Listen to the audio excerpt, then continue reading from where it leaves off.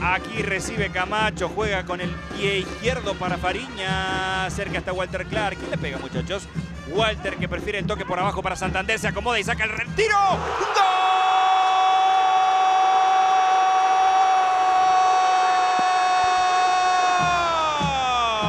El ropero.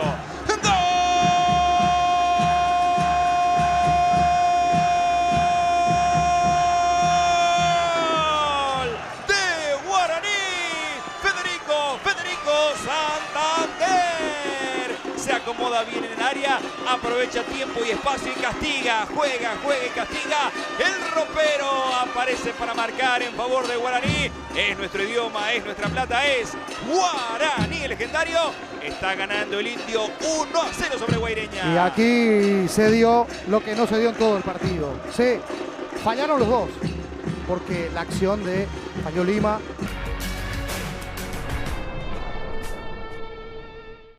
Sacarse el hombre de encima y después terminar cuando aquí va Guaireña. Atención que va Jesús Vázquez, se quiere meter al área, mete el centro para Núñez, pasó de largo el remate. ¡Gol!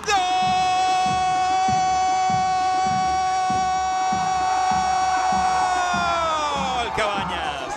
¡Gol!